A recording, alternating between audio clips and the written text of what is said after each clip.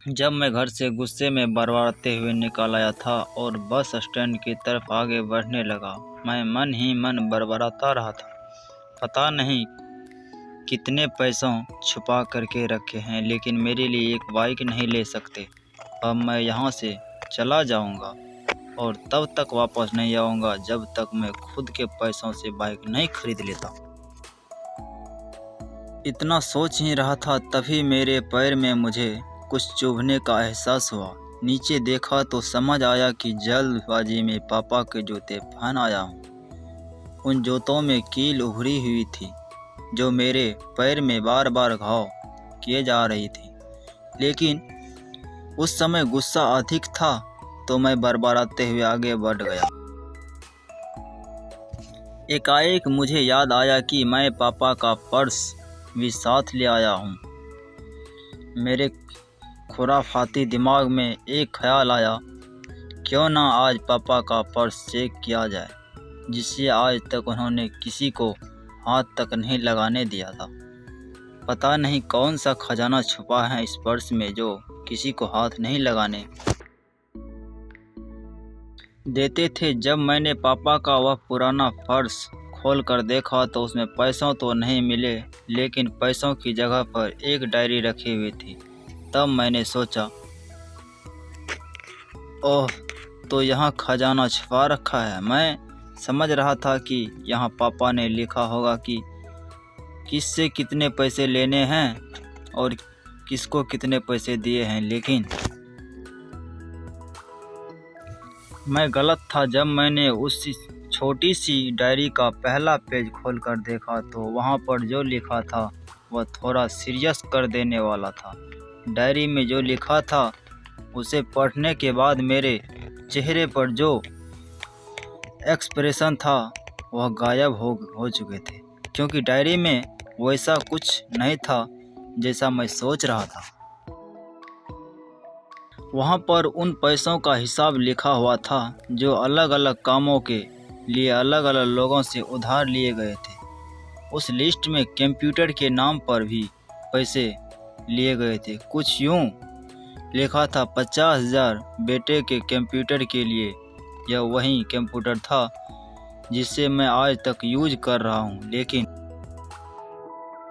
मुझे यह पता नहीं था कि उस कंप्यूटर को खरीदने के लिए पैसे कहाँ से आए थे। लेकिन आज पता चल रहा था। मुझे आज भी याद है जब मैंने पहली बार कैमरे के लिए जिद की थी, जो मेरे पापा ने मुझे 2 हफ्ते बाद मेरे बर्थडे पर ला कर दिया था, जिसे देखकर मैं बहुत खुश हुआ था। और मुझे खुश देखकर मुझसे कहीं ज़्यादा कोई खुश था तो वह थे पापा। अब मेरे चेहरे से गुस्सा एकदम गायब हो चुका था। जब मैंने आगे का पन्ना पलटा तो वहाँ पर कुछ विशेष शिक्षा लिखी हुई थी। पहली जो विश थी उसमें जो लिखा हुआ था, वो अच्छे जूते पहना। यह बात मेरी कुछ समझ नहीं आई। तभी मेरा पाँव अचानक सड़क पर भरे हुए पानी पर जा पड़ा और तभी मेरे पाँव में कुछ गीलीपन होने का एहसास हुआ। जब मैंने जूते उतार कर देखा तो उसका तला टूटा हुआ था। यह देखकर मुझे डायरी में लिखी बात याद आ गई। तभी मुझे माँ बाप की कई बातें भी याद आ रही थी कि कैसे माँ जब कहा करती थी पापा से, अब तो जूते पुराने हो गए, नए ले लीजिए, तो पापा अक्सर यह कहकर टाल दिया करते थे, जूते अभी और चलेंगे, अभी कुछ दिन पहले तो लिए थे। मुझे आज समझ आ रहा था कि कितने दिन और चलेंगे। साथ ही साथ यह भी समझ आ रहा था कि पापा पर्स को क्यों छुपा कर रखे थे। तभी उस डायरी को पढ़ते हुए बस स्टैंड पर पड़ी बेंच पर आकर बैठ गया। अब उस डायरी को आखिरी पन्ना बचा हुआ था। उस पन्ने को जब मैंने पलटकर देखा तो वहाँ कल की डेट लिखी हुई थी। तारीख के नीचे लिखा हुआ था 50,000 रुपया बाइक के लिए। बस इतना पढ़ा और दिमाग सन रह गया। अब मेरे मन में कोई शिकवा गिला नहीं बचा था, बस मेरी आंखों से आंसू चले जा रहे थे। मुझे आज तक नहीं पता तब मैं क्यों रोए जा रहा था।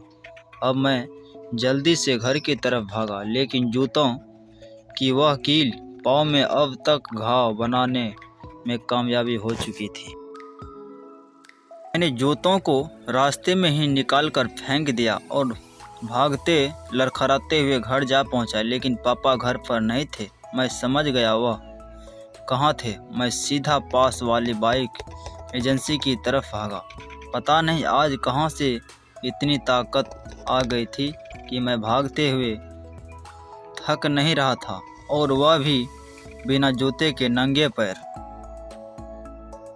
जैसे तैसे मैं बाइक एजेंसी पर पहुंचा। पापा वहीं थे। मैंने पापा को दौड़कर गले लगा लिया और मेरी आंखों से आंसू रुकने का नाम ही नहीं ले रहे थे।